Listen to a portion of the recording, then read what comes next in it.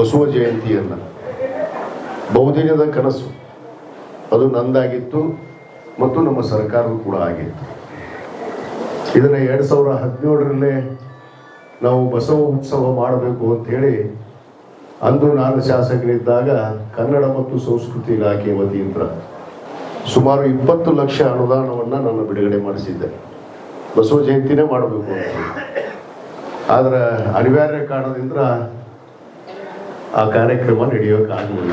2018ರಲ್ಲಿ ನಾವು ಮತ್ತೆ ಚುನಾವಣೆ ಎದುರಿಸಿದ್ವಿ. ಅದಾದಮೇಲೆ 5 ವರ್ಷ 6 ವರ್ಷ ಹಿಂಗೆ ಗತಿಸಿದ್ದು.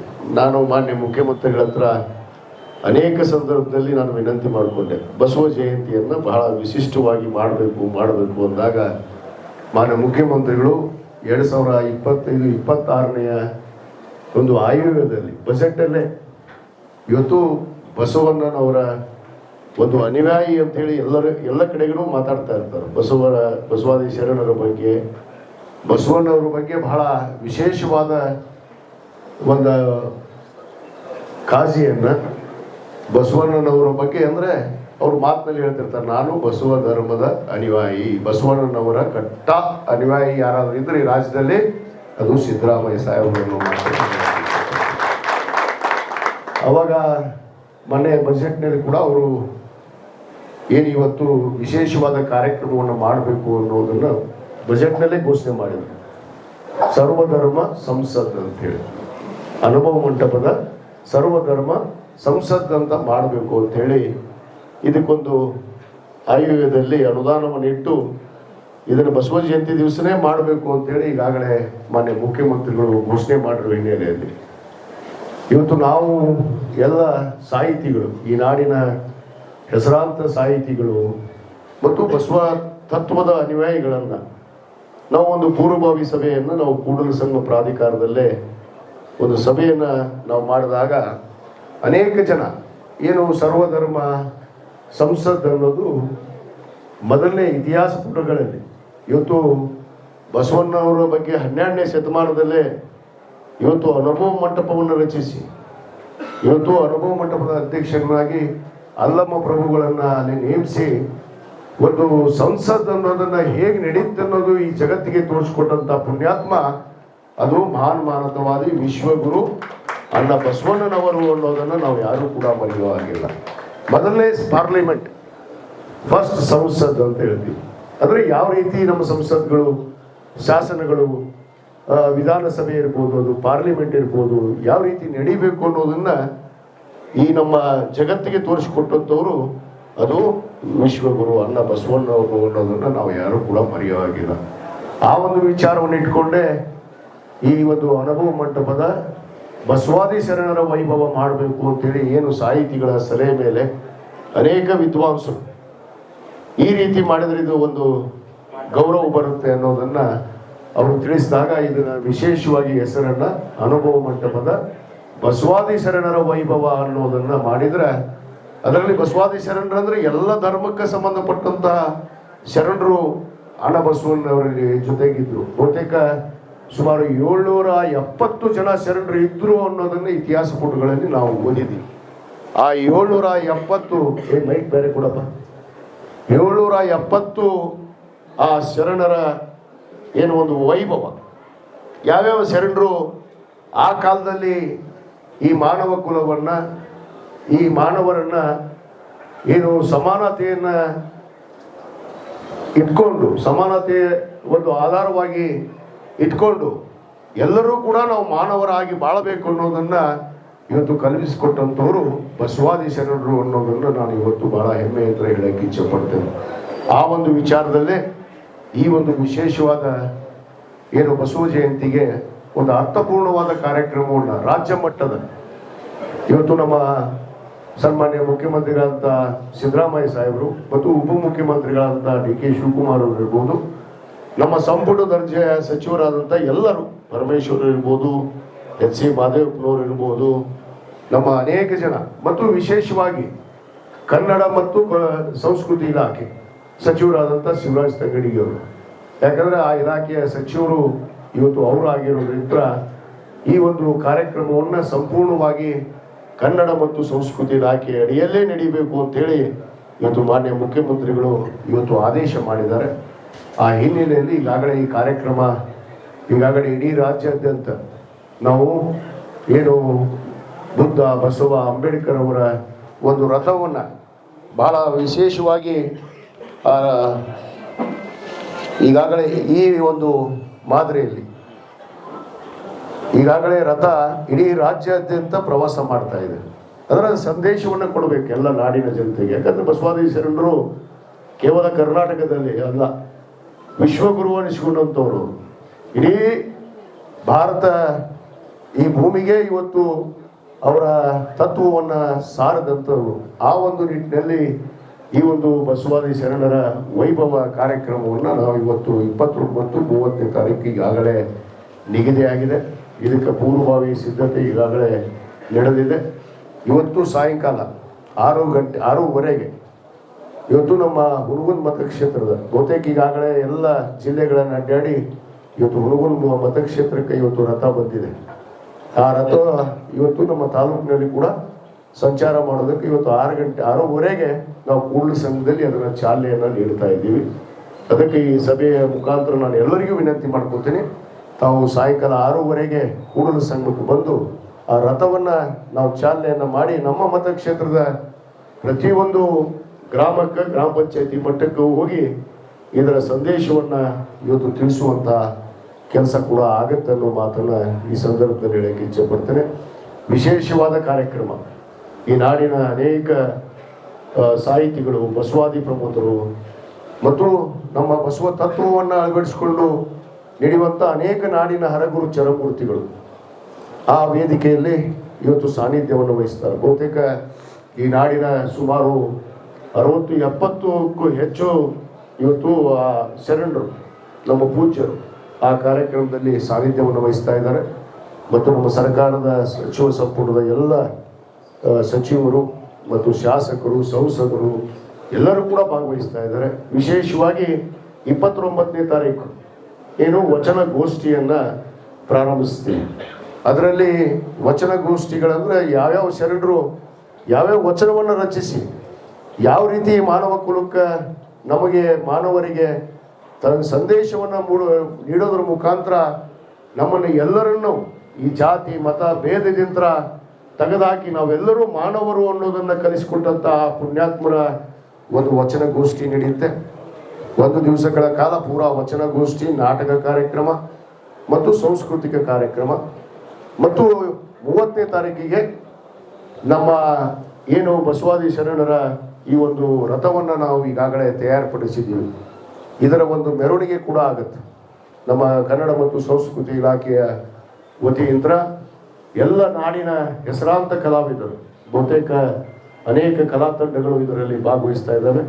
ಅದು ಮಾನ್ಯ ಮುಖ್ಯಮಂತ್ರಿಗಳೇ ಇವತ್ತು ಆ ಒಂದು ಮೆರವಣಿಗೆಯನ್ನು ಚಾಲನೆ ಮಾಡಿ ನಮ್ಮ ಇದರ ದೇವಸ್ಥಾನದಿಂದ ಆ ನಮ್ಮ ಏನು ಅನುಭವ ಮಂಟಪದ ಸಭಾ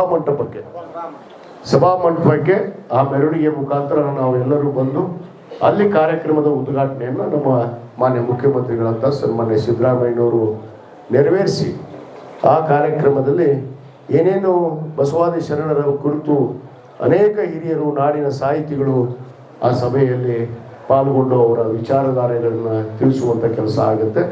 ಮತ್ತು ಸಾಯಂಕಾಲ ವಿಶೇಷವಾಗಿ 2 ದಿವಸ ಕಾರ್ಯಕ್ರಮ ಹಮ್ಮಿಕೊಂಡ್ರ ನಂತರ ಸಾಯಂಕಾಲ ಭಾಳ ವಿಶೇಷವಾದ ಕಾರ್ಯಕ್ರಮ, ಅದು ಸಾಂಸ್ಕೃತಿಕ ಕಾರ್ಯಕ್ರಮ. ಅದು ನಮ್ಮ ನಾಡಿನ ಹೆಸರಾಂತ ಸಂಗೀತ ಕಲಾವಿದರಾದಂಥ ಹಂಸಲೇಖ ಅವರು ಮತ್ತು ನಮ್ಮ MD ಪಲ್ಲವಿಯವರು ಮತ್ತು ಚಲನಚಿತ್ರ ನಟ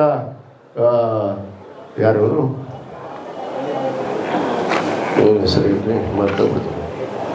ಡಾಲಿ ಧನಂಜಯ್ ಅವರು ಮತ್ತು ಅನೇಕ ಚಲನಚಿತ್ರ ಸಂಬಂಧಪಟ್ಟಂತ ಬರ್ತಾರೆ. ಇನ್ನು ಅವ್ರು ಯಾರ್ಯಾರು ಬರ್ತಾರೋ ಇನ್ನೂ ಕನ್ಫರ್ಮ್ ಆಗಿಲ್ಲ, ಇವತ್ತು ಕನ್ಫರ್ಮ್ ಆಗುತ್ತೆ. ಚಲನಚಿತ್ರದ ಕೆಲವಷ್ಟು ಅಂದರೆ ಬಸವ ತತ್ವದ ಬಗ್ಗೆ ಯಾರು ನಿಜವಾಗ್ಲೂ ಅರ್ಥ ಮಾಡ್ಕೊಂಡಿದ್ದಾರೆ. ಇದು ಒಂದು ಸಾಂಸ್ಕೃತಿಕ ಕಾರ್ಯಕ್ರಮ ಅಂದರೆ ಏನು ಮನೋರಂಜನೆ ಕಾರ್ಯಕ್ರಮ ಅಲ್ಲ. ಅಂದರೆ ಬಸವಾದಿ ಶರಣರ ಕುರಿತೇ ಅವರು ಇವತ್ತು ಹಂಸಲೇಖ ಅವರು ಇರ್ಬೋದು, MD ಪಲ್ಲವಿ ಇರ್ಬೋದು ಮತ್ತು ಇನ್ನೂ ಉಳಿದಂಥ ಕಲಾವಿದರು ಯಾರ್ಯಾರು ಬರ್ತಾರೆ ಅದು ಬಸವಾದಿ ತತ್ವದ ಮೇಲೇ ಅವರು ಅವರ ವಿಚಾರಧಾರೆಗಳನ್ನು ಅದನ್ನು ಹಾಡಿನ ಮುಖಾಂತರ, ನಾಟಕದ ಮುಖಾಂತರ ಮತ್ತು ಅಲ್ಲಾಮ ಪ್ರಭುಗಳ ಬಗ್ಗೆ ವಿಶೇಷವಾದ ಒಂದು ನಾಟಕವನ್ನು ಕೂಡ ನಮ್ಮ ತಾಲೂಕಿನ ಏನು ರಂಗ ಸಂಗಮ ಅನ್ನೋ ಒಂದು ತಂಡ ಕೂಡ ಅದನ್ನ ಮಾಡ್ತಾ ಇದ್ದಾರೆ. ಅದನ್ನು ನಮ್ಮ ಸ್ಥಳೀಯ ಕಲಾವಿದರಿಗೂ ಕೂಡ ಇದರಲ್ಲಿ ನಾವು ಈಗಾಗಲೇ ಅವಕಾಶವನ್ನು ಮಾಡಿಕೊಟ್ಟಿದ್ದೇವೆ.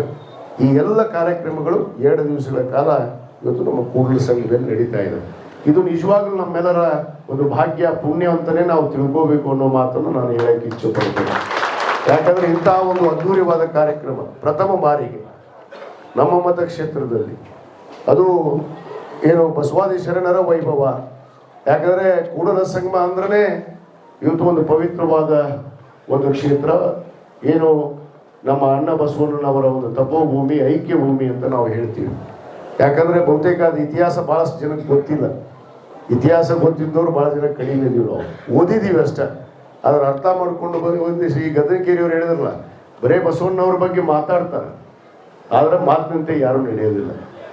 ಅದಕ್ಕೆ ಮೊನ್ನೆ ಒಂದು ನಮ್ಮ ಶ್ರೀಮಠದಲ್ಲಿ ಒಂದು ಕಾರ್ಯಕ್ರಮ ನಡೆದಿತ್ತು. ಬಹುತೇಕ ಎಷ್ಟು ಜನ ಹೋಗಿದ್ರು ಬಿಟ್ಟಿದ್ರು ಗೊತ್ತಿಲ್ಲ. ಅಲ್ಲಿ ತಾವು ಬಿದ್ದರೆ ಕಾಣ್ತದೆ ನಮ್ಮ ಶರಣಪ್ಪಣ್ಣ ಅಂಬೇಳವರು. ಅಲ್ಲಿ ಅನೇಕ ಈ ಜಾಗತ ಲಿಂಗಾಯತ ವೇದಿಕೆಯಲ್ಲಿ ನಮ್ಮ ಶಿವಾನಂದ ಜಾಮದಾರ್ ಅವರು ಮತ್ತು ಅನೇಕ ಜನ ಸಾಹಿತಿಗಳು, ವಚನ ಸಾಹಿತಿಗಳು ವಚನ ದರ್ಶನ ಪುಸ್ತಕದ ಬಗ್ಗೆ ಕೂಡ ನಮ್ಮ ವಿಜಯ ಮಹಂತೇಶ್ ಅವರು ಹೇಳಿದರು. ಇದರ ಕುರಿತು ಏನಾಗಿದೆ ಅಂದ್ರೆ ನಮ್ಮ ನಾಡಿನಲ್ಲಿ ಬಸವಾದಿ ಶರಣರು ಯಾವ ರೀತಿ ನಡೆದ್ರು ಅನ್ನೋದನ್ನು ನಾವು ಕೇಳಿದ್ದೀವಿ. ಆದರೆ ಇಲ್ಲಿ ತಿರುಚಿ ಆ ಬಸವಣ್ಣನವರ ವಚನವನ್ನು ತಿರುಚುವಂಥ ಕೆಲಸ, ವಚನ ಆಕಾಶದಿಂದ ಸೀದಾ ತೆಳಗೆ ಬಂದು ಅಂತ ಇಲ್ಲಿ ಯಾರೂ ಬರಲಿಲ್ಲ ಅಂತ ಅವ್ರು ಹೇಳ್ತಾರೆ. ಯಾರು ಇದು RSS ಈ ಹಿಂದುತ್ವವಾದಿಗಳ ಮನುವಾದಿಗಳ ಒಂದು ಕೆಲಸ ಇದೆ. ಅದರಲ್ಲಿ ವಿಶೇಷವಾಗಿ ಮನುವಾದಿಗಳು ಏನು ಮಾಡ್ತಾ ಇದ್ದಾರೆ ಅಂದ್ರೆ ಈ ದೇಶವನ್ನು ಒಡಿಬೇಕಾಗಿದೆ. ಅದಕ್ಕೆ ಹೇಳ್ತಾರೆ, ನಾನು ಇಬ್ಬರಿಗೆ ಹೇಳಿದ್ದು, ಮಹಾನ್ ಮಾನವತಾವಾದಿ ಈ ಭೂಮಿ ಮೇಲೆ, ಅದು ನಮ್ಮ ಭಾರತ ಭೂಮಿ ಮೇಲೆ ಯಾರಾದ್ರೂ ಜನಿಸಿದ್ರೆ ಒಂದು ಅಣ್ಣ ಬಸವಣ್ಣ, ವಿಶ್ವಗುರು ಅಣ್ಣ ಬಸವಣ್ಣವರು, ಇನ್ನೊಂದು ಡಾಕ್ಟರ್ ಬಾಬಾ ಸಾಹೇಬ್ ಅಂಬೇಡ್ಕರ್ ಅವರು ಮಾತು ಇಬ್ರೇ. ಯಾಕಂದ್ರೆ 12ನೇ ಶತಮಾನದಲ್ಲಿ ಅಣ್ಣ ಬಸವಣ್ಣವರು ಕ್ರಾಂತಿಕಾರಿ ಕೆಲಸವನ್ನ ಮಾಡಿದರು. ಎಲ್ಲರನ್ನ ಸಮಾನತೆ ಕೊಡಿಸ್ಬೇಕು, ಜಾತಿ ಮತ ಭೇದವನ್ನ ತೆಗೆದುಹಾಕಿ ಸ್ವಂತ ಧರ್ಮವನ್ನೇ ತ್ಯಾಗ ಮಾಡಿ ಇವತ್ತು ಒಂದು ಧರ್ಮವನ್ನ, ಲಿಂಗಾಯತ ಧರ್ಮವನ್ನು ಕಟ್ಟಿ, ಲಿಂಗಾಯತ ಧರ್ಮ ಒಂದು ಹೆಸರಿರ್ಬೋದು, ಆದ್ರೆ ಅಲ್ಲಿ ಲಿಂಗ ಧಾರಣೆ ಮಾಡಿದಂಥವ್ರು ಎಲ್ಲ ಏನು ಅಲ್ಲ, ಎಲ್ಲರನ್ನು ಲಿಂಗಾಯತರು ಮಾಡಿದ್ರು. ಎಲ್ಲ ಧರ್ಮದ ಯಾವುದೇ ಜಾತಿ ಜನಾಂಗದವ್ರನ್ನು ಕೂಡ ಇವತ್ತು ಸಮಾನತೆಗೆ ತಂದಂತ ಪುಣ್ಯಾತ್ಮರು. ಅವ್ರ ಬಗ್ಗೆ ಈಗ ಮಾತಾಡ್ತಾರೆ ಇವರು, ಅವ್ರ ಬಗ್ಗೆನೂ ಮಾತಾಡ್ತಾರ, ಗಾಂಧೀಜಿ ಬಗ್ಗೆ ಅವ್ರಿಗೂ ಮಾತಾಡ್ತಾರ, ಅಂಬೇಡ್ಕರ್ ಬಗ್ಗೆ ಅವರು ಮಾತಾಡ್ತಾರ. ಅವ್ರು ಯಾರು ಯಾರಿಗೆ ಮಾತಾಡೋದಿಲ್ಲ. ಅವರು ಇವರ ಮೊದಲು ಹುಟ್ಟಬೇಕಾಗಿತ್ತು, ಬಹುತೇಕ ಇವ್ರು ಆಮೇಲೆ ಹುಟ್ಟ್ಯಾರ. ಇವ್ರು ಬಂದಿದ್ದ ನಾ ಹೇಳ್ತಿರ್ತೀನಿ, 1994 ಇವರು ಹೊರಗೆ ಕಣ್ ತೆಗೆದು ಬಂದಾರೆ BJP ಅವರು ಈ ರಾಷ್ಟ್ರದೊಳಗೆ. ಆದ್ರೆ ಸಂಘಟನೆ ಅನ್ನೋದು ಏನಿದೆ ಅಲ್ಲ, ಯಾವತ್ತು 1925 ಪ್ರಾರಂಭ ಆದಂತ RSS ಅವತ್ತಿನಿಂದ ಇವತ್ತಿನವರೆಗೂ ಈ ದೇಶವನ್ನು ಒಡೆಯುವಂತ ಕೆಲಸನೇ ಇವತ್ತು ಯಾರಾದ್ರೂ ಈ ದೇಶದಲ್ಲಿ ಮಾಡ್ತಾ ಇದ್ರೆ ಅದು RSS ಅನ್ನೋ ಮಾತನ್ನು ಬಹಳ ಸ್ಪಷ್ಟವಾಗಿ ಹೇಳಕ್ಕೆ ಇಚ್ಛೆ ಪಡ್ತೇನೆ. ಆ ಜಾಗೃತಿ ಲಿಂಗಾಯತ ವೇದಿಕೆಯಲ್ಲಿ ಅನೇಕ ಜನ ಮಾತಾಡಿದ್ರು, ಯಾಕೆ ಏನ್ ನಡೀತಾ ಇದೆ ಈ ದೇಶದಲ್ಲಿ ಅನ್ನೋದ್ರ ಬಗ್ಗೆ. ಅದನ್ನ ನಾವು ಅರ್ಥ ಮಾಡ್ಕೋಬೇಕು. ಯಾಕಂದ್ರೆ ನಮ್ಮನ್ನು ಸೆಳಿತಾರ. ಈಗ ನಾವು ಬಹಳಷ್ಟು ಜನ, ನಾನು ಈ ವೇದಿಕೆ ಮುಖಾಂತರ ಒಂದು ಮಾತನ್ನು ಹೇಳಕ್ಕೆ ಇಚ್ಛೆ ಪಡ್ತೀನಿ. ಇವತ್ತು ನಾವು ನಮ್ಮ ದೇವರುಗಳನ್ನ ಬಿಟ್ಟು ಬಹಳ ಬೇರೆ ಬೇರೆ ದೇವರುಗಳನ್ನ ಪೂಜೆ ಮಾಡೋದು ಬಹಳ ಆಗ್ಬಿಟ್ಟೈತೆ ನಮ್ದು. ನಮ್ಮ ಮನೆ ದೇವ್ರನ್ನ ಬಿಟ್ಟಿವಿ, ನಾವು ಮನೆ ದೇವ್ರನ್ನ ಬಿಟ್ಟಿವಿ. ನಿಮ್ದು ಯಾವ ದೇವರು ಅಂತ ನೆಮ್ಮಿ ಹುಟ್ಟಿದಿರಿ, ಅದನ್ನ ಬಿಟ್ಟು ಬೇರೆ ಧರ್ಮನ ಪಾಲನೆ ಮಾಡುವಂತ ಕೆಲಸಕ್ಕೆ ನಮಗೆ ಇವರು ಅಣಿ ಆಗ್ತಾ ಇದ್ದಾರೆ. ಯಾರು? RSS ದವರು. ಯಾಕಂದ್ರೆ ಇದು ಒಡೆಯುವಂತ ಕೆಲಸ. ಅದಕ್ಕೆ ಈ ರೀತಿ ನಮ್ಮನ್ನ ದಾರಿ ತಪ್ಪಿಸುವಂತ ಕೆಲಸ ನಿರಂತರವಾಗಿ ಮಾಡ್ಕೊಂಡ್ ಬಂದಿದ್ದಾರೆ. ಆದ್ರೆ ನಾನು ಹೇಳ್ತೀನಿ, ಭಾರತೀಯರ ಮನಸ್ಸಲ್ಲಿ, ಭಾರತೀಯರ ಒಂದು ಮನಸ್ಸು, ಒಂದು ವಿಚಾರ ಆಚಾರ ಹೇಗಿದೆ ಅಂದ್ರೆ, ಅವ್ರು ಎಷ್ಟೇ ತಲೆ ಕೆಡಿಸಿದ್ರು ಕೂಡ ಕೆಡಲಾರ್ದಂತ ಜನ ಯಾರಾದ್ರೂ ಇದ್ದಾರೆ ಅಂದ್ರೆ ಅದು ಭಾರತೀಯರು ಅನ್ನೋ ಮಾತನ್ನು ನಾನು ಬಹಳ ಹೆಮ್ಮೆ ಅಂತ ಹೇಳ್ತೀನಿ. ಅವ್ರು ಕೆಡ್ಸಕ್ಕೆ ಪ್ರಯತ್ನ ಮಾಡ್ತಾ ಇದ್ದಾರೆ, ಆದ್ರೆ ಅದು ಕೆಡೋದಕ್ಕೆ ಸಾಧ್ಯ ಇಲ್ಲ. ಯಾಕಂದ್ರೆ ಇವೆಲ್ಲ ಇತಿಹಾಸ ಉಳ್ಳುವಂತ ಒಂದು ದೇಶ ನಮ್ಮದು. ಆ ಇತಿಹಾಸವನ್ನು ಅರ್ಥ ಮಾಡ್ಕೊಂಡು ನಡೆಯುವಂತ ಜನ ಇವತ್ತು ನೀವೆಲ್ಲ ಆಗಿದ್ದೀರಿ ಅನ್ನೋದನ್ನು ಕೂಡ ಅರಿವನ್ನು ಇಟ್ಕೊಂಡು ನಾವು ನಡೆಯುವಂಥವ್ರು ಆಗ್ಬೇಕು ಅನ್ನೋ ಮಾತನ್ನ ಈ ಸಂದರ್ಭದಲ್ಲಿ ಹೇಳಿ, ಇವತ್ತೇನು ಒಂದು ಕಾರ್ಯಕ್ರಮವನ್ನ ಇವತ್ತು ಕರ್ನಾಟಕ ಗಣ ಸರ್ಕಾರ, ನಮ್ಮ ಮಾನ್ಯ ಮುಖ್ಯಮಂತ್ರಿಗಳು ಇವತ್ತು ಈ ಕಾರ್ಯಕ್ರಮವನ್ನು ಆಯೋಜನೆ ಮಾಡಿದ್ದಾರೆ. ಇದಕ್ಕೆ ನಾವು ಈಗಾಗಲೇ ಸುಮಾರು 10 ರಿಂದ 15 ಸಾವಿರ ಜನ 2 ದಿವಸ ಕೂಡ ಒಂದನೇ ದಿವಸ ಪೂರಾ ಬೆಳಗ್ಗೆ 8 ಗಂಟೆಗೆ ಕಾರ್ಯಕ್ರಮಗಳು ಪ್ರಾರಂಭ ಆದರೆ ಸಾಯಂಕಾಲ 10 ಗಂಟೆವರೆಗೂ ಕಾರ್ಯಕ್ರಮ ನಡೆಯುತ್ತೆ ನಿರಂತರವಾಗಿ. ಅದು ನಾಟಕ ಉತ್ಸವ ಇರ್ಬೋದು, ವಚನಗಳ ಸಾಹಿತ್ಯಗಳಿರ್ಬೋದು, ವಚನ ಗೋಷ್ಠಿಗಳಿರ್ಬೋದು, ಅನೇಕ ಸಾಂಸ್ಕೃತಿಕ ಕಾರ್ಯಕ್ರಮಗಳು ಕೂಡ ಮಧ್ಯೆ ಮಧ್ಯೆ ಇರ್ತಾವೆ. ಆದರೆ 2 ದಿವಸ ನಾವು ಉಪಸ್ಥಿತಿ ಇರಬೇಕು. ಯಾಕಂದ್ರೆ ಇದು ಭವ್ಯವಾದ ಕಾರ್ಯಕ್ರಮ, ಇತಿಹಾಸ ಪುಟಗಳಲ್ಲಿ ಬರೆದಿರುವಂತ ಕಾರ್ಯಕ್ರಮ. ಇದು ಬಸವಾದಿ ಶರಣರ ವೈಭವ ಕಾರ್ಯಕ್ರಮ ಆಗತ್ತನ್ನೊಂದು ನಾವು ಅರಿವು ಇಟ್ಟುಕೊಂಡು ನಾವೆಲ್ಲರೂ ಪಾಲ್ಗೊಳ್ಬೇಕು. ನನಗೆ ಮೊನ್ನೆ ಒಬ್ಬರು ಅಧಿಕಾರಿಗಳು ಹೇಳ್ತಾ ಇದ್ರು, ನಿನ್ನೆ ಕೂಡ ಚರ್ಚೆದಾಗ ಮಾತಾಡ್ತಾ ಇದ್ವಿ ರೀ, ವಚನಗೋಷ್ಠಿ ಅಂದ್ರೆ ಯಾರು ಮಂದಿನ ಕುಂದ್ರಂಗಿಲ್ಲ ಅಂತ. ಅದಕ್ಕೆ ನಾನು ಹೇಳಿದೆ, ಇಲ್ಲಪ್ಪ ಎಲ್ಲರೂ ಇರ್ತಾರ ಅಂತ ಹೇಳಿದ್ರೆ ಬರ್ತಾರ, ನಮ್ಮ ಮಂದಿ ಹಂಗಿಲ್ಲ. ವಚನಗೋಷ್ಠಿ, ಪುರಾಣ, ಪುಣ್ಯಕಥೆ ಈ ಇದಕ್ಕೆ ಕಾರ್ಯಕ್ರಮಕ್ಕೆ ಮಂದಿನೇ ಬರುವುದಿಲ್ಲ. ಅದಕ್ಕೆ ಹೆಂಗೆ ಮಾಡ್ತೀರಿ ಅಂದ್ರೆ ನಾನು ಹೇಳಿದೆ, ನಮ್ಮ ತಾಲೂಕಿನ ಜನ ಹಂಗಿಲ್ಲಪ್ಪ, ಎಲ್ಲರೂ ಬರ್ತಾರ, ಬರೀ ಮನೋರಂಜನೆ ಬರೀ ಡ್ಯಾನ್ಸ್ ನೋಡೋದಿಲ್ಲ, ಇಂಥ ಕಾರ್ಯಕ್ರಮದಲ್ಲಿ ಪಾಲ್ಗೊಳ್ತಾರ ಅಂತೇಳಿ ನಾನು ಮುಖ್ಯಮಂತ್ರಿಗಳ ಹತ್ರ ಮಾತು ಕೊಟ್ಟು ಬಂದೀನಿ. ದಯವಿಟ್ಟು ನೀವೆಲ್ಲ ನಾವು ವಿನಂತಿ ಮಾಡ್ಕೊತೀನಿ, 29, 30ನೇ ತಾರೀಕು 2 ದಿವಸ ದಯವಿಟ್ಟು ತಾವು ತಮ್ಮ ಎಲ್ಲ ಕೆಲಸಗಳನ್ನ ಬದಿಬೇಕು. ತಾವೇನು ಹಿರಿಯರಿದ್ದೀರಿ, ಯುವಕರಿದ್ದೀರಿ, ತಾಯಂದಿರಿದ್ದೀರಿ, ತಾವೆಲ್ಲ ಕಾರ್ಯಕ್ರಮದಲ್ಲಿ ಪಾಲ್ಗೊಳ್ಬೇಕು. ಯಾಕಂದ್ರೆ ಇದು ನಮ್ಮ ಕ್ಷೇತ್ರದ ಕಾರ್ಯಕ್ರಮ, ಅದು ಬಸವಣ್ಣನವರ ಕಾರ್ಯಕ್ರಮ. ಅಂದ್ರೆ ನಾವು ತ್ಯಾಗ ಮನೋಭಾವನೆಯನ್ನು ಹೊಂದಲೇ ಇಲ್ಲ, ತಪ್ಪಾಗತ್ತೆ. ಬಸವಣ್ಣವರು ಅಷ್ಟು ನಮ್ಮನ್ನೆಲ್ಲ ಉದ್ಧಾರ ಮಾಡೋದಕ್ಕೆ, ನಮ್ಮನ್ನು ಸರಿಯಾಗಿ ಮಾನವರಾಗಿ ನಡೆಸೋದಕ್ಕೆ ಅಷ್ಟೊಂದು ಪ್ರಯತ್ನ ಪಟ್ಟಂಥವ್ರು. ಅದಕ್ಕೆ ಅವ್ರಿಗೋಸ್ಕರ ನಾವು 2 ದಿವಸ ಹಚ್ಚೋದ್ರಲ್ಲಿ ತಪ್ಪೇನು. ಆಯುಷ್ ಕಡಿಮೆ ಆಗತ್ತನ್ರಿ ಸರ, ಚಂದ್ರಶೇಖರ್ ಸರ, ಏನು ಕಡಿಮೆ ಆಗೋದಿಲ್ಲ ಅದ. 2 ದಿವಸ ಬರ್ಬೋದಲ್ಲ, ಎಲ್ಲರೂ ಬರ್ತೀರನಪ್ಪ? ಎಲ್ಲರೂ ಎಷ್ಟು ಮಂದಿ ಕರ್ಕೊಂಡ್ ಬರ್ತೀರಿ? ಎಲ್ಲರೂ ಅದನ್ನ ಹೇಳ್ರಿ, ಎಷ್ಟು ಮಂದಿ ಕರ್ಕೊಂಡ್ ಬರ್ತೀರಿ? ಈ ಕಾರ್ಯಕ್ರಮ ನೀವೇನು ನಿಜವಾಗ್ಲೂ ಅಷ್ಟು ಜನಸಂಖ್ಯೆ ಸೇರಿಸಿ ನಾವು ತೋರಿಸಿದ್ರೆ ನಿಜವಾಗ್ಲೂ ಅವರು RSS ದವರಿಗೆ, BJP ಅವರಿಗೆ ನಿಂದಿ ಬರುವುದಿಲ್ಲ ಅನ್ನೋ ಮಾತನ್ನು ಕೂಡ ಹೇಳಕ್ಕೆ ಇಚ್ಛೆ ಪಡ್ತೀನಿ. ನಾನು ನಿನ್ನೆ ಎಲ್ಲೋ ಒಂದು ಸೋಷಿಯಲ್ ಮೀಡಿಯಾದಲ್ಲಿ ನೋಡ್ತಾ ಇದ್ದೆ, ನಿನ್ನೆ ನಾವು ಇಲ್ಲಿ ಕಾರ್ಯಕ್ರಮ ಮಾಡ್ತೀವಿ ಅಂದ ಕೂಡ ಅಲ್ಲಿ ಪಾರ್ಲಿಮೆಂಟ್ದಾಗ ಬಸವ ಜಯಂತಿ ಮಾಡ್ತಾರಂತ. ಇವತ್ತು ನೋಡ್ರಿ ಹೊಟ್ಟಿಗೆ ಇಚ್ಛೆ ಹೆಂಗೈತಿ. ಅಲ್ಲೇ ಪುಲ್ವಾಮಾದೊಳಗೆ ದಾಳಿಯಾಗಿ ಪಾಪ ಸುಮಾರು ಎಷ್ಟು ಜನ ರೀ? 33 ಜನ, 27 ಜನ, ಅದರಲ್ಲಿ ನಮ್ಮ ಕರ್ನಾಟಕದವರು 3 ಜನ. ಎಷ್ಟು ಭದ್ರತೆ ವಿಫಲ ಇದೆ ನಮ್ಮ ದೇಶದಲ್ಲಿ. ಕೇಂದ್ರ ಸರ್ಕಾರ ಇವತ್ತು ಹೇಳ್ತಾರೆ 371 ಕ್ಯಾನ್ಸಲ್ ಮಾಡಿಬಿಟ್ವಿ, ಬಹಳ ಶಾಂತಿಯುತವಾಗೈತಿ ಕಾಶ್ಮೀರ ಅಂತ ಹೇಳ್ತಾರೆ. ಎಲ್ಲಿ ಶಾಂತಿಯುತವಾಗೈತಿ? ಇದು ಶಾಂತಿಯುತವಾದ ಒಂದು ಕೆಲಸನ ಇದು? 27 ಜನ ಯಾರು ಕೊಡ್ತಾರಪ್ಪ ಅವ್ರ ಜೀವ? ಮೋದಿ ಕೊಡ್ತಾನ? ಏನು ಅಮಿತ್ ಶಾ ಕೊಡ್ತಾನ?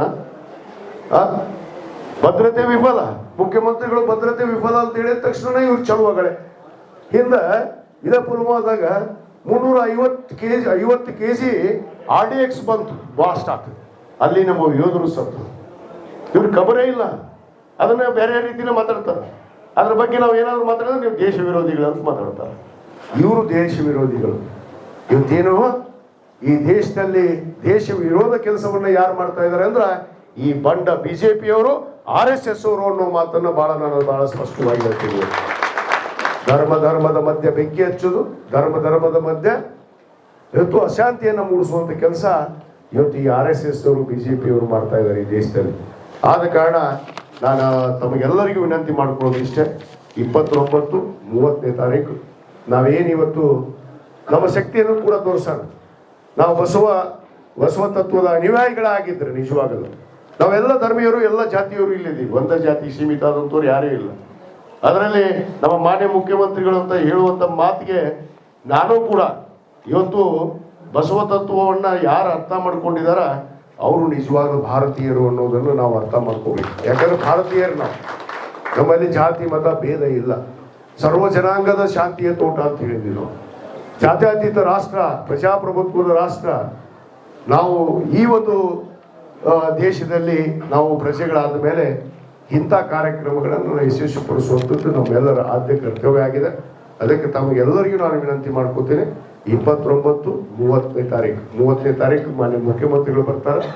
29ನೇ ತಾರೀಕಿಗೆ ಬೆಳಗ್ಗೆ ಅಂದ್ರೆ ಕಾರ್ಯಕ್ರಮಗಳಿರ್ತಾವೆ. ನಾನು ಕೂಡ ಅಲ್ಲೇ ಇರ್ತೀನಿ. 2 ದಿವಸ ನಾನು ಅಲ್ಲೇ ಠಿಕಾಣಿ. ಬೇಕಾದ್ರೆ ಯಾರ ಠಿಕಾಣಿ ಹೊಡೆಯೋರು ಇದ್ರೆ ಹೇಳ್ರಿ, ಅಲ್ಲೇ ಠಿಕಾಣಿ ಹೊಡೆಯ. ಯಾಕ್ರಿ ಮಠ ಅದಾವು ಬೇಕಾದಂಗೆ ಎಲ್ಲ ಅದಾವು. ಮಳಿ ದಂಡಿ ಐತಿ ಈಸಾಡಕ. ಐತಲ್ಲ ಹೊಳೆದಂಡಿ ಈಶಾಡಕ ಯಾಕಪ್ಪ ಶೆಟ್ಟಿ ಈಶಾಡಕ್ ಬರ್ತಿಲ್ಲ ನಿಂಗ ಬರ್ತಾ ಅರ್ಬಿ ತೊಂಬ ಒಂದ್ ಜೊತೆ ಯಾರ್ಯಾರು ಬರ್ತೀರಿ ನೋಡ್ತೀನಿ ನಾನು 2 ದಿವಸ ನಾನು ಅಲ್ಲೇ ಇರ್ತೀನಿ ಎಲ್ಲಾರು ನೋಡ್ತೀನಿ ಎಷ್ಟು ಜನ ಬರ್ತೀರಿ ಅಲ್ಲಿ ಹೊರಗೆ ನಿಂತವ್ರು ನೀವೊಬ್ಬ ಎಲ್ಲಾರು ಎಲ್ಲ ಕೆಲಸ ಬಿಡ್ಬೇಕು 2 ದಿವಸ ದಯವಿಟ್ಟು ನಮಗ ವಾಹನಗಳನ್ನ ನಾವು ವ್ಯವಸ್ಥೆ ಮಾಡ್ತೀವಿ ನಮ್ಮ ಇಳಕಲ್ ನಗರಸಭೆ ಆಗಿರ್ಬೋದು ಮುರುಗುಂದ ಪುರಸಭೆ ಆಗಿರ್ಬೋದು ನಮ್ಮ ಎಲ್ಲ ಗ್ರಾಮ ಪಂಚಾಯತಿ ಮಟ್ಟಕ್ಕೆ ಪ್ರತಿ ಹಳ್ಳಿಗೂ ಕೂಡ ನೀವು ವಾಹನದ ಸೌಕರ್ಯಗಳನ್ನು ಮಾಡ್ತೀವಿ ತಾವು ಸಮಯಕ್ಕೆ ಸರಿಯಾಗಿ ಯಾಕಂದ್ರೆ ಸಮಯಕ್ಕೆ ಸರಿಯಾಗಿ ಬರ್ಬೋದು ಮೊನ್ನೆ ರಾಹುಲ್ ಗಾಂಧಿ ಬಂದಿದ್ರು ಒಂದು ಕಾರ್ಯಕ್ರಮ ಚುನಾವಣೆ ಮುಂಚೆ ನಾವು ಸಾವುಕಾರ ಒದ್ದಾಡೋದು ಒಂದೇ ಉಳಿದಿತ್ತು ನಾವಲ್ಲಿ ಅಲ್ಲಿ ಮಂದಿ ಬಂದಿಲ್ಲ ರಾಹುಲ್ ಗಾಂಧಿ ಕರ್ಕೊಂಡ್ಬರಬೇಕು ರಾಹುಲ್ ಗಾಂಧಿ ಬಂದು ಕೂತಾರ ಬರ್ರಿ ಅಂದ್ರೆ ಬಂದು ದೇವಸ್ಥಾನಕ್ಕೆ ಹೋಗ್ಬಿಡುದ್ರಿ ಬಂದವ್ರು ಉಸುರು ದೇವಸ್ಥಾನಕ್ಕೆ ಹೋಗ್ಯಾರದೆ ಅಲ್ಲಿ ಬರ್ರಿ ಇದಕ್ಕ ಮಂಟಪಕ್ಕೆ ಬರ್ರಿ ಮರ ರಾಹುಲ್ ಗಾಂಧಿ ಕಾರ್ಯಕ್ರಮ ಚಲೋ ಆಗೈತೆ ಅಂದ್ರೆ ನಮ್ಮ ಮಂದಿ ಕೇಳೋದಿಲ್ಲ ಬಂದಾಗ ದರ್ಶನ ಮಾಡ್ಕೊಂಡ ಬರೋರು ಅದಕ್ಕೆ ದಯವಿಟ್ಟು ಹಂಗೆ ಮಾಡ್ಬೇಡ್ರಿ ಮುಖ್ಯಮಂತ್ರಿಗಳು ಬರ್ತಾರ ಇದು ನಮ್ಮ ಕಾರ್ಯಕ್ರಮ ನಮ್ಮ ತಾಲೂಕಿನ ಕಾರ್ಯಕ್ರಮ ವಿಶೇಷವಾಗಿ ನೀವು ಆಮೇಲೆ ದರ್ಶನ ಮಾಡ್ಕೊರಿ ಒಳ್ಯಾಗರೆ ಸಿಗಿರಿ ಏನ್ರ ಮಾಡಿ ಒಳ್ಳೆ ನೀರೇ ಇಲ್ಲಲ್ಲ ಎಲ್ಲಿ ಸಿಗಿತಾರೆ ಅದಕ್ಕೆ ಹೇಳಾಕತ್ತೀವಿ ಅದಕ್ಕೆ ದಯವಿಟ್ಟು 29-30 ಎಲ್ಲರೂ ಏನು ಎಲ್ಲಪ್ಪಣ್ಣ ಗೋನ್ ಅಡ್ಯಾಡ್ಸಿನಿ ಇಲ್ಲೇ ಮುಗ್ಕೊಂಬಿಡು ನೋಡ್ತೀನಿ ನಾನು ಎಲ್ಲಾರು ಇಲ್ಲಿ ಎಷ್ಟು ಮಂದಿ ಇದ್ರಿಲ್ಲ ಎಷ್ಟು ಮಂದಿ ಕರ್ಕೊಂಡ್ ಬರ್ತೀರಿ ನೋಡ್ತೀನಿ ಅಲ್ಲ ಕೆಲವಷ್ಟು ಮಂದಿ ಇದ್ರಿ ಕೆಲವಷ್ಟು ಮಂದಿ ದರ್ಶನಕ್ಕೆ ಹೋಗಿದ್ರಿ ಹಂಗೆ ಅದಕ್ಕೆ ಇಲ್ಲ ಬರ್ತೀರಿ ಬಂದಿರಿ ಅಂದ್ರೆ ಇಷ್ಟು ಗೊತ್ತಾಗತ್ತೆ ಎಷ್ಟು ಗ್ರೂಪ್ ಐತಿ ನಮ್ಮ ಮಂದಿ ಅಂತೇಳಿ ನಮ್ಮ ಮಂದಿ ಸಂತೋಷವಾಗಿ ಅದರ ಇನ್ನೂ ಒಂದು ಕಾರ್ಯಕ್ರಮನೇ ಸಾಕ್ಷಿ ನೀವೆಲ್ಲ ಬಂದಿರಲ್ಲ ನಾನು ನಿಮಗೆ ಅನಂತ ಕೋಟಿ ಧನ್ಯವಾದಗಳು ಅರ್ಪಿಸ್ತೀನಿ ಇದೇ ರೀತಿ ಇನ್ನೂ 100 ಕೋಟಿ ಧನ್ಯವಾದ ಅರ್ಪಿಸ್ತೀನಿ 29-30 ಯಾರು ಕೂಡ ಮರಿಬೇಡ್ರಿ ಯಾಕಂದ್ರೆ ಮದುವೆ ಇರ್ತಾವು ನನಗೆ ಗೊತ್ತೈತಿ ಹಳ್ಳ್ಯಾಗ ಬಸವ ಜಯಂತಿ ಇರುತ್ತ ಎಲ್ಲ ಇರುತ್ತ ಎಲ್ಲರೂ ಕೂಡ ಅಲ್ಲೇ ಮಾಡೋಣ ಬಹಳ ವಿಶೇಷ ಕಾರ್ಯಕ್ರಮ ಮಾಡೋಣ ಈ ಕಾರ್ಯಕ್ರಮಕ್ಕೆ ತಾವೆಲ್ಲರೂ ಆಗಮಿಸ್ಬೇಕು ಅಂತ ಹೇಳಿ ತಮಗೆಲ್ಲರಿಗೂ ಮತ್ತೊಮ್ಮೆ ನಾನು ಪಕ್ಷದ ಪರವಾಗಿ ನನ್ನ ವೈಯಕ್ತಿಕವಾಗಿ ಸರ್ಕಾರದ ಪರವಾಗಿ ತಮಗೆಲ್ಲರಿಗೂ ವಿನಂತಿಯನ್ನು ಮಾಡಿಕೊಂಡು ನನ್ನ 2 ಮಾತನ್ನು ಮುಗಿಸ್ತೇನೆ. ಜೈ ಹಿಂದ್. ಇನ್ನಷ್ಟು ಅಪ್ಡೇಟ್ಗಳಿಗಾಗಿ ಫಾಲೋ ಮಾಡಿ ವಿಜಯ ಧ್ವನಿ ನ್ಯೂಸ್.